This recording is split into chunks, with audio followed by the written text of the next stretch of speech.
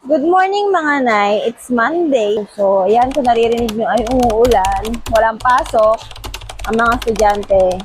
At ang pasok po today is 1 p.m. So, kailangan ko pa rin mag-asikaso dahil ang aking mga labahan, ayan. Tapos ang dami ko rin mga ligpitin, syempre, mga kalat. Ayan ang kalat, ayan. Ayan, nakikita nyo naman, di ba? Kailangan pa rin nanay duty. Kailangan pa rin magbawas ng tawag ito, gawain. So, ayan. Umuulan, it's raining outside. Pero kailangan ko lumabas. Kailangan kong bumili at magpapaload din ako dahil medyo boring dito sa bahay pag wala kang load. So, bibili ako muna. Ayan, samahan niyo ako. Yan, kita niyo naman yung sa labas namin. Talagang ang gamitin ko ay ang bota. Hiniram ko kay mama pero ako na ang gumagamit.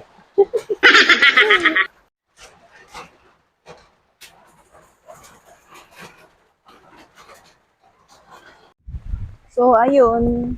Kailangan nating lumabas kahit umuulan. Yan. Talagang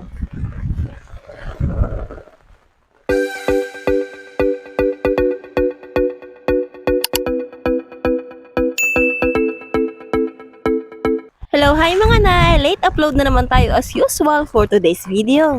Medyo nawawalan kasi ako ng ganang mag-upload itong mga huling linggo. Kaya naman sobrang tagal na naman bago ako nakapag-desisyon na mag-voice over. Naiisip ko kasi na sayang naman yung mga nasa storage ko at pinaghirapan kong ma-film kung hindi ko naman ipopost. Kaya tara, samahan nyo ko hanggang matapos ang walang kwentang video na to. Charay!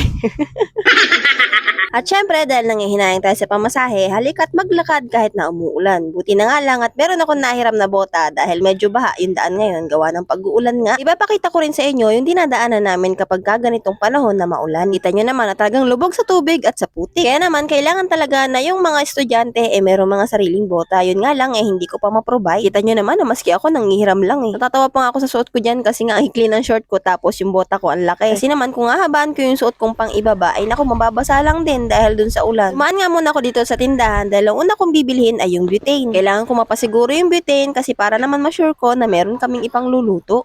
butane nga po. Kasi kung ipanguhuli ko to, baka mamaya mawili ako mamalengke. Naku, makalimutan ko na magtira ng pambili ng butane. Sayang lang yung pinamalengke ko dahil wala kaming ipang luluto.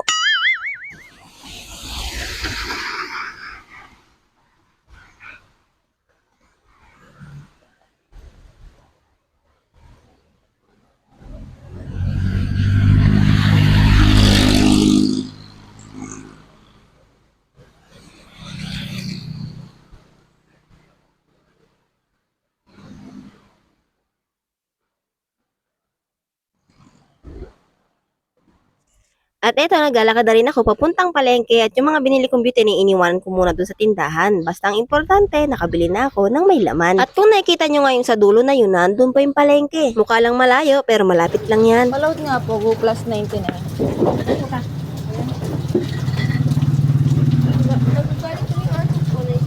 At syempre, importante sa atin yung load, kaya kailangan ko nga muna magpa-load. Bukod sa kailangan ko para sa aking content, kailangan ko rin to para sa aking love life. Alam nyo na, nasa dayo yung trabaho ni Bossy. Love life pa, panay din naman ng away. Oh ha, lakas ng loob ng ale, nakakapag-video na sa palengke. Ka-vibes ko lang kasi yung tindera, kaya naman nakapag-video ko. Kasi nagre-reels din yan lagi niya akong tinatanong kung kumusta na ba yung page ko. Ayun, yung una na-hack, tapos ngayon ulit-ulit. Dito nga pala ako lagi namimili sa kanya. Malapit ko na rin ngang utangan to Tiyari. Ka-vibes ko na kasi siya kaya dito ako palagi namimili. Pera na lang kapag wala sa kanya yung mga ibang gulay na gusto ko. Bumili nga lang pala ako dito nung gulay na nakabalot. Offer yung tawag sa amin nito, ewan ko kung anong tawag sa inyo. Yung magkakahalo ng sitaw, talong, kalabasa, minsan may ampalaya. Ang gagawin ko luto dito ay gata para naman makatikim ng ibang luto yung mga bata. Palagi na lang kasing prito kapag naiiwan sila sa bahay. After ko dito sa mga gulay, pumunta naman nga ako sa may meat section. Bumili lang ako ng kapirasong karne para meron pang sahog dito sa mga gulay. Kapiraso lang yung karne na nabili ko pero ang mahal na nga. Samantalang noon, yung halagang 100 na mabibili kong karne, nagagawa ko pang 2 putahe.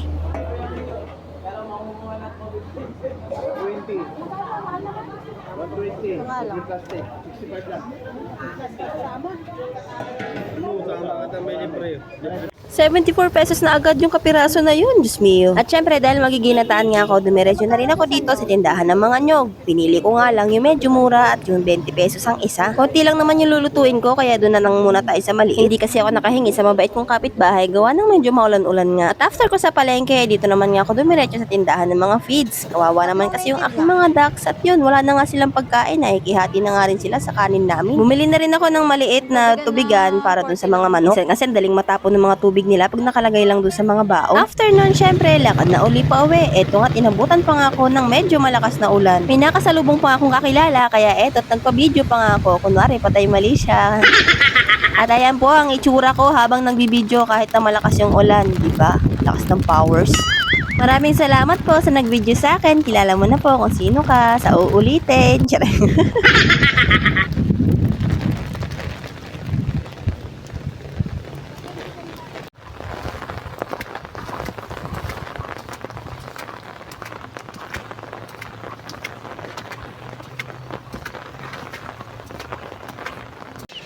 Pagdating ko nga dito nga ako dumiretso sa mga chicken, pinakaan ko nga sila agad, gawa ng medyo maulan na nga at tagal pa nilang nabilihan ng pagkain. Gigilty nga ako dahil noong una na wala pa akong trabaho, nakapokus talaga ako sa kanila, pati sa pangingitlog at pagpisa ng mga sisiw nila.